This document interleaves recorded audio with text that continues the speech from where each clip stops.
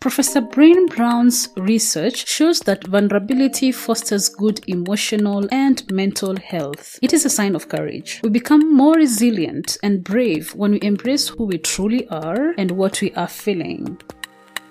The Vulnerable Scientist podcast is a space for scientists to tell their honest and authentic stories. I am your host, Sarah Nyakeri, who happens to be a scientist, informal science communicator, and I help scientists create personal websites. If you want to support this show, go to www.patreon.com/thevulnerable-scientist. You can also follow this podcast on all social media platforms at TV Scientist Pod.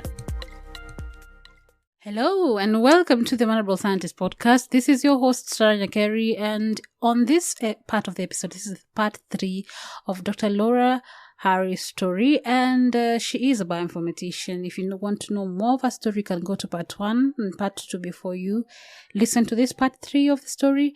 And she talks about her journey through science and how she grew from one stage to another. And she is currently in the industry, and it was interesting to see her perspective and also her journey in that, because she has some quite long journey, and she's given a perspective as a mother also. And I hope you listen to this third part, which is more of the PhD journey, and I hope you enjoy. So Dr. Laura, at this point, we are at where you're talking about you transitioning back to academia. Yeah. But doing a PhD online, and yes, in what was it named? What was the name of the PhD? So the PhD is in Biomedical Informatics. Oh, yeah. And it actually was another combined experimental and computational dissertation.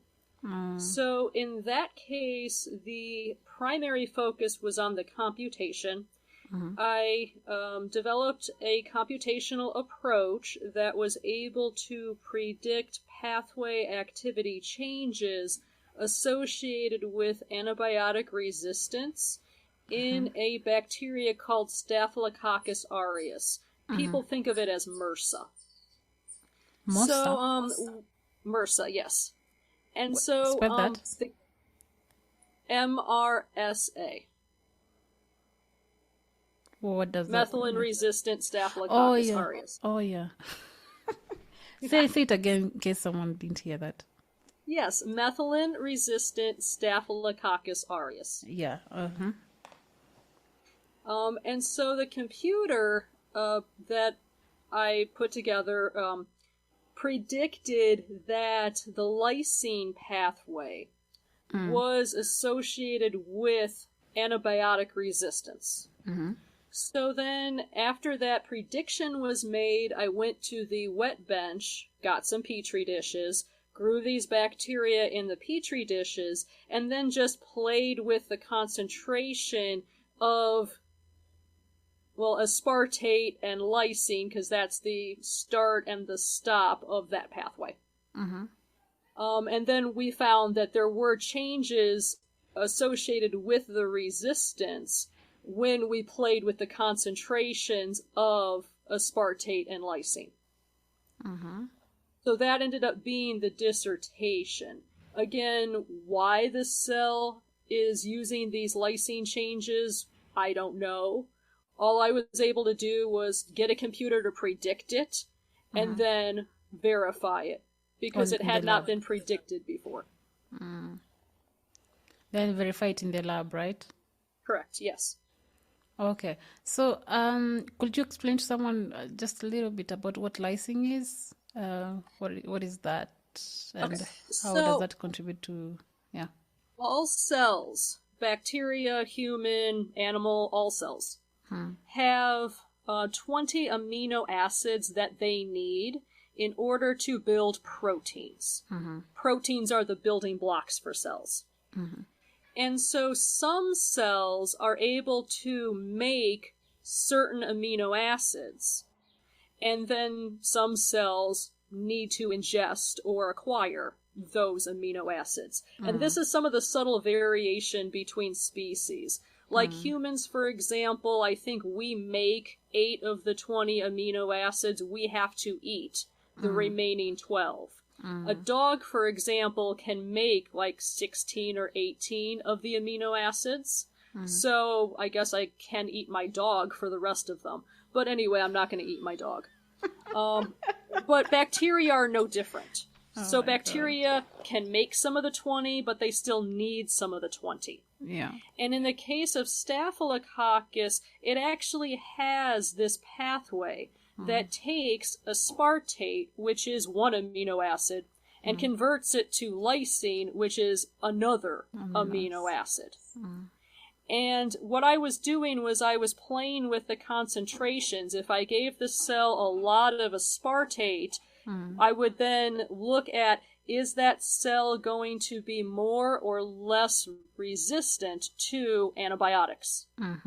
And then if I gave it less aspartate, is that cell more or less resistant to antibiotics? So by playing with the concentrations of the aspartate and the lysine, I then could see if it had an impact on the antibiotic resistance. So, what are the conclusions, like suggestions when it comes to the aspartate and lysine in antibiotic resistance? Well, I mean, the main conclusion for me was that my computational prediction worked. My program worked, because that was the whole point of the dissertation, was to make a computational approach that could predict things that weren't being predicted before. Oh, okay.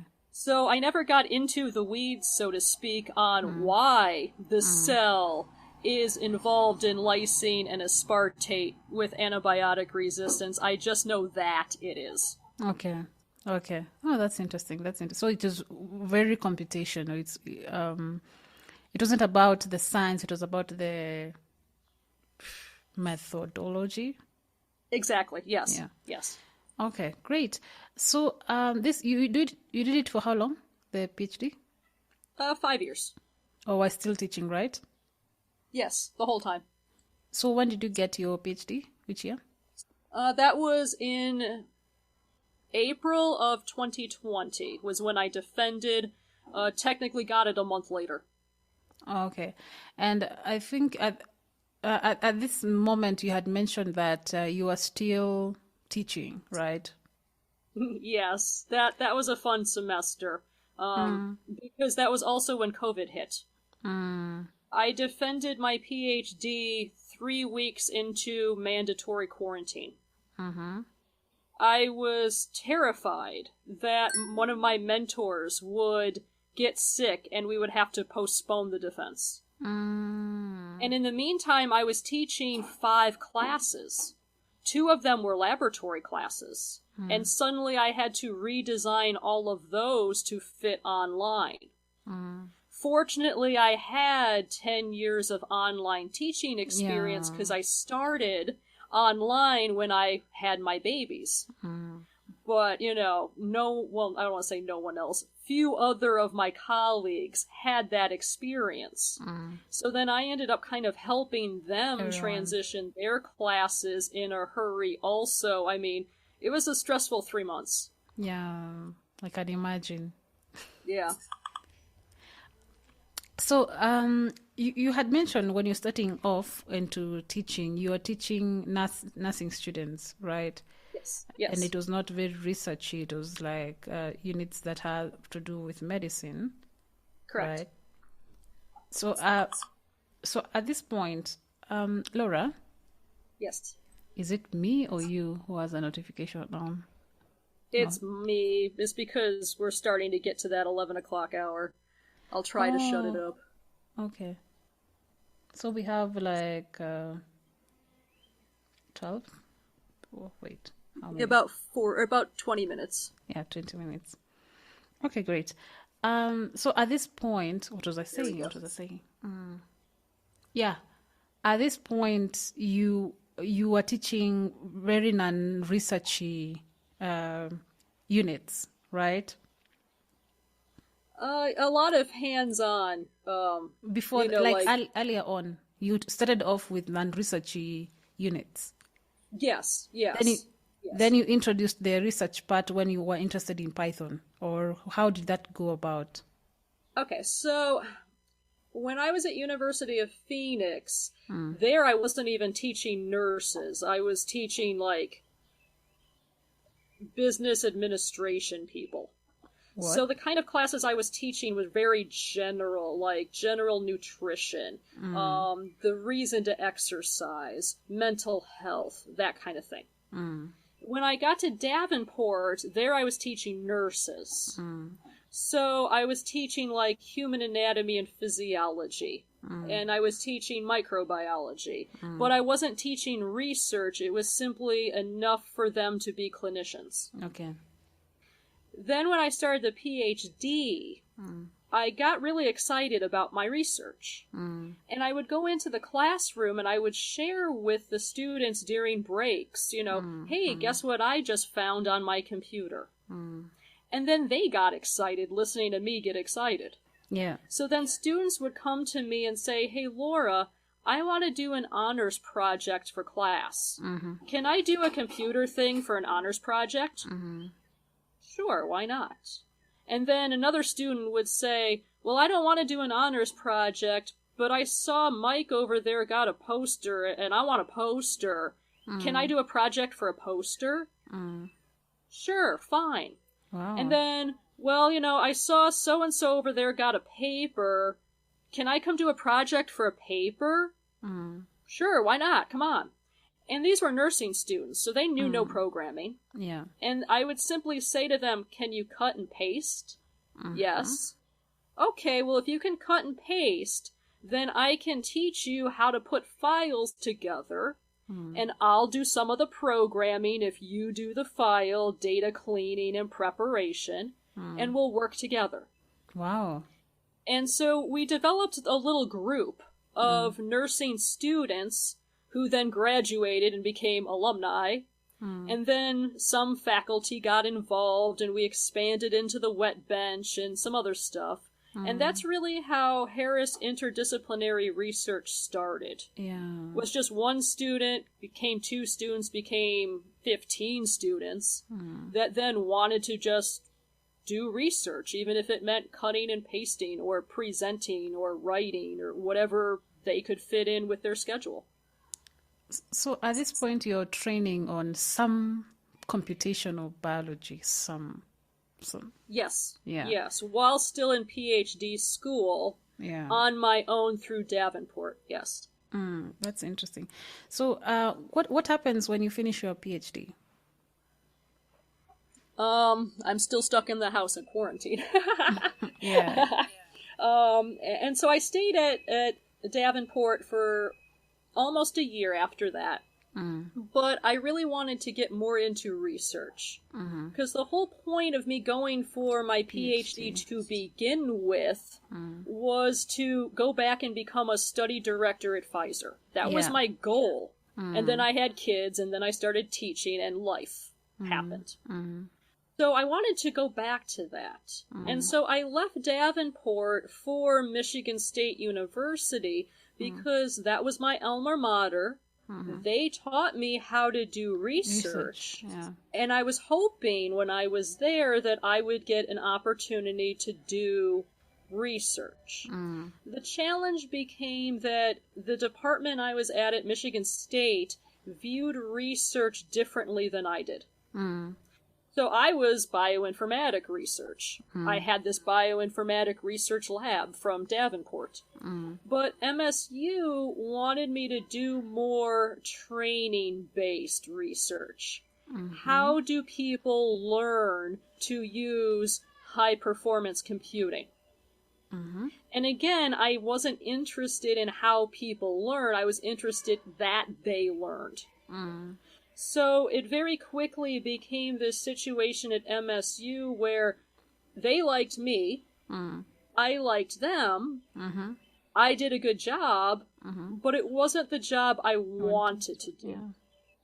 And then came NeuroX1, the startup company that I'm now working with. Okay. Because there I get to do my bioinformatic research like all day long, every day, at midnight when I feel like it, at 6 a.m. when I don't feel like it. But that's okay. I have fun doing it. I'm still 100% remote because we are a computational research company. So, I have people in Texas, and I have people in Carolina, and I have people in California, and all over. So we're all remote, but we are approaching lab space. And so that will be fun to start coordinating and moving forward on some of those things. But, yeah. So you quit your position? Yes. Oh, okay. Interesting. How is it quitting? Was it a permanent job, right? Oh, yes. It was a tenure track position, yes. So you've gotten your tenure, then you have applied for a job in a startup company. How was that like? Well, a lot of people will say that it's horribly stressful, and most of them won't do it because of the stress. I actually find it invigorating. So, yes, I mean, a startup company comes with risks. I have very tight deadlines because we need to get funding, and our survival depends on that funding. And so there is some pressure that is experienced but expected in terms of I need to get things to work, they need to work well, they need to work quickly. But I've never shied from a challenge. I like a challenge. I'm kind of a competitive person. So for me to do that, I mean, I find it exciting if I have a challenge. And so it's not that stressful for me in this environment, but other people get stressed easy by it. I mean, MSU was stable. I mean, it was a very good paycheck, and, you knew what you were always doing. But then that kind of led to a bit of boredom.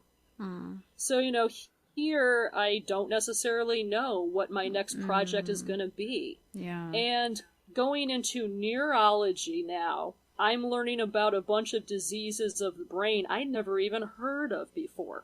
So that gives me a nice stretch of not only my computational skills, but now my biology understanding as well.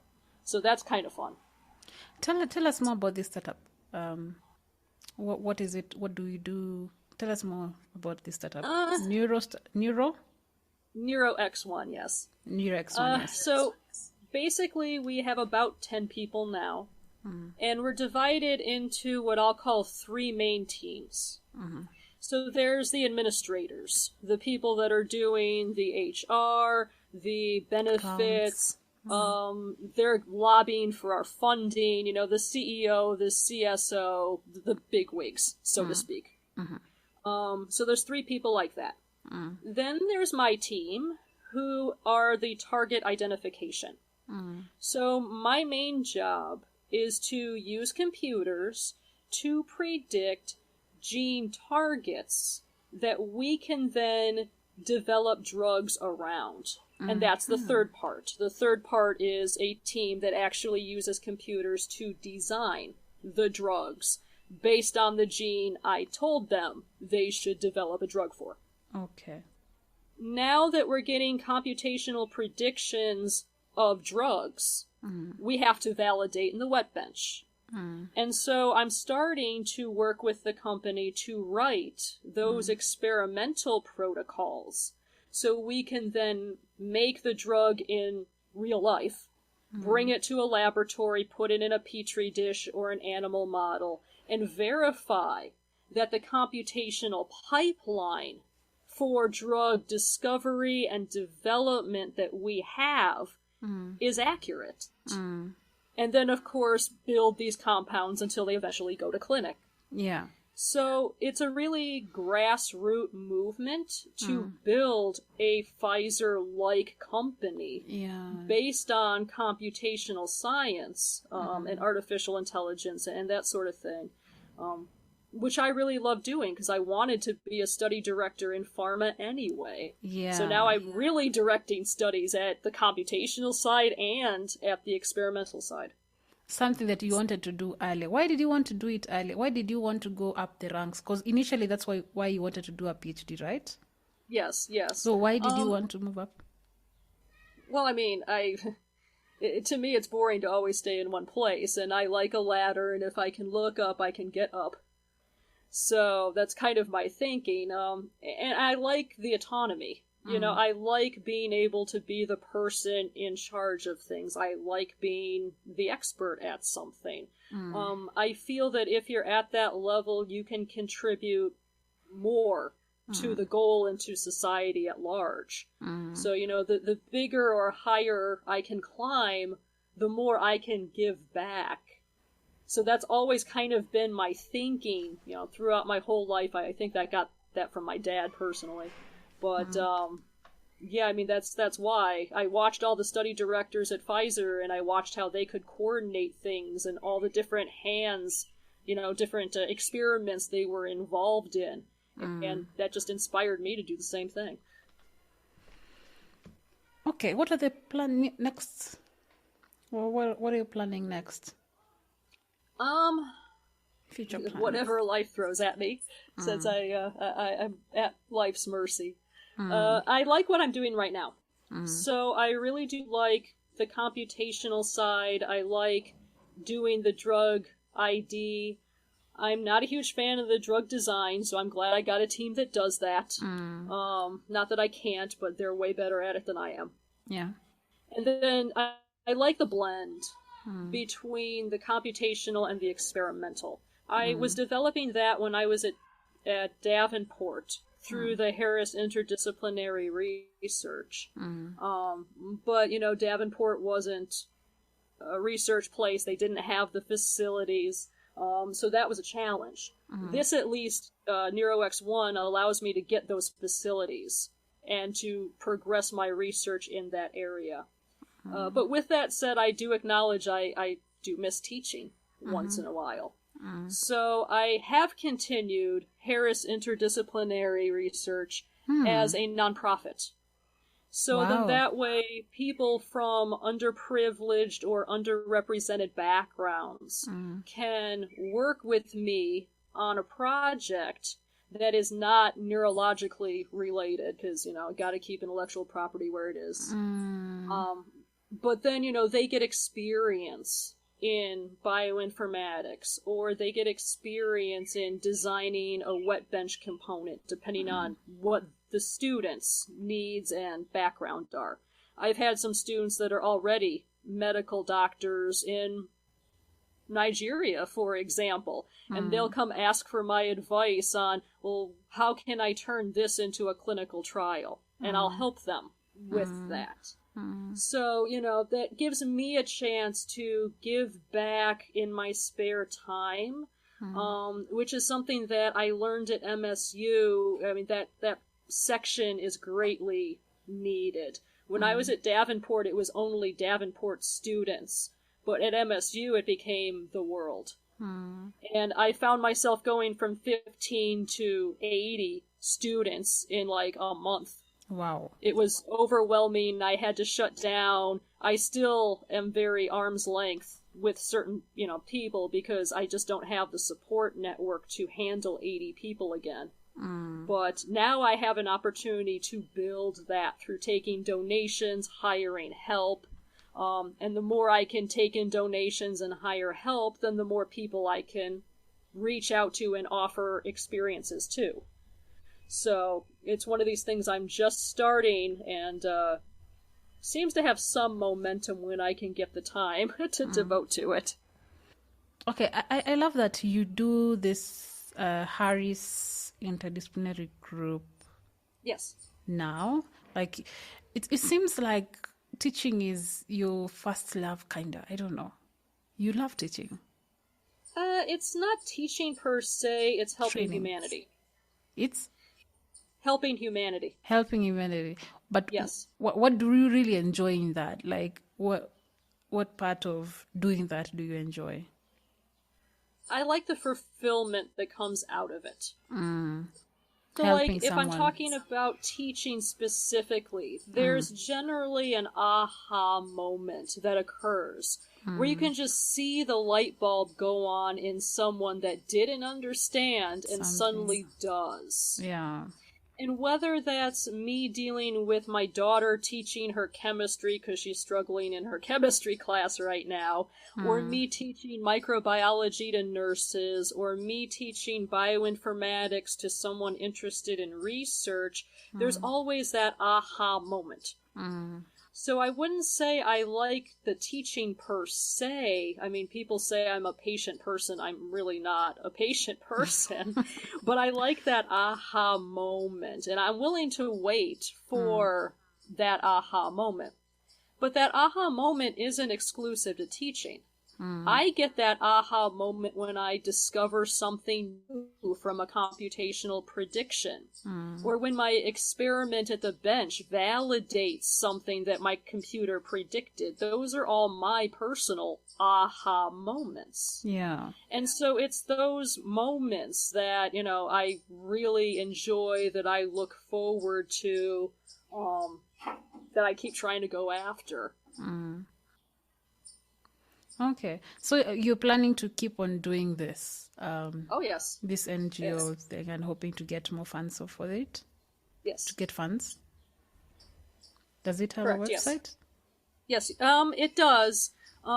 It's harrisir.org.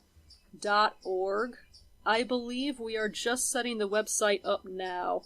And my board member friend Terry has been bothering me to get on that, so thanks for the reminder. But yeah, I can give you a link to that and you can include it. Okay, great. This is great. I love this. So how you said before you were able to deal with students, right? Many students when you were at Michigan, right? Yes. So how are you planning to do this? You're planning to get funds for this group and get more help when... Yes. Oh, okay. So basically the idea is to set it up similar to an academic lab. So an academic lab traditionally has your undergrads, your graduate students, your postdocs, and then your mentor.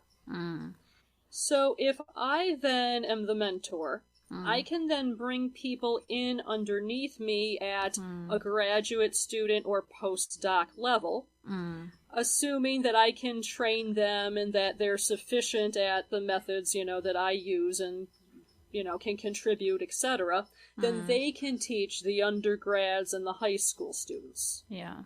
So it becomes this step-down approach where, I'll have some teaching with the undergrads and high school students, but I'm not their direct peer-to-peer mentor, so to speak. Yeah. They'd go to a second tier. And it's working really well right now for me because I have some of those people from Davenport. So, like, for example, Amber Park. Amber started with me about 5 years ago as a freshman at Davenport. She graduated and went on to medical school. So she's actually getting that MD that I never did. Super proud of her. But now she's coming back and she's saying, hey, Laura, my professors at medical school say I should get as many paper publications as I can. Can I come help you? Oh, sure you can. Here's some projects with undergrads that need help. Go help them right now. Yeah. You get your name on a paper. Yeah. And so now that I have some of those relationships like Amber that are already developed, they can start stepping into that role of, I'll call it graduate student / postdoc. And so, once she's up and going and, she's working with her group, then it can be, all right, how many students can you take? Or what kind of projects do you want to do? And so that level then kind of gets a little bit of their own research autonomy, which is kind of cool for them to expand their mind and what they're thinking. Yeah. So that's kind of how I see this developing over time. Of course, time will tell if I'm successful. Yeah. But I'm hoping it does well. This is great. I hope it does well. I hope it grows yeah. If it fails, it will not be for lack of interest, because I have way too many undergrad and grad students wanting to be involved at the ground level. I just need that middle support network. Yeah. It will come. Yeah, it will come. Okay. Since you've been in industry and academia, how would you compare the two? Radically different. In industry, you have to know what you're doing, you have to do it right, and you have to do it quickly. In academia, there is a lot more room for error. And that's because of the teaching component of academia. You don't learn without failing. And so you have to have a safe space in order to fail, or otherwise you're never going to learn. Yeah. And academia is built in such a way to afford people that safe space. Or at least that's the idea. Yeah. Now, there are some problems with that inherently come up, like if a mentor has external funding and the external funding is from industry or the government, then there can be this trickle-down effect to the students where suddenly they're under more pressure than is desirable. Yeah. And so, there is that. But then that is also something to learn, because if you don't learn how to deal with the pressure and the quickness, the pace, then maybe industry isn't for you long term. Yeah. So, academia gives benefits that industry doesn't. But then industry gets things done quickly. I was always impressed with how fast I would get a result from an experiment in industry. And the results would be very good and not much trouble to interpret. Generally speaking, I mean, biology is always tricky. Yeah. But in academia, you have a lot more error, where you get a result from a student and you're scratching your head going, okay, is that the real result, or is that because you screwed something up? And then you kind of got to coach the student and figure out what exactly is going on, where in industry you have a standard operating procedure that you wrote that's in a book that was approved by the FDA, So, yeah, completely different environments, but pros and cons for both of them.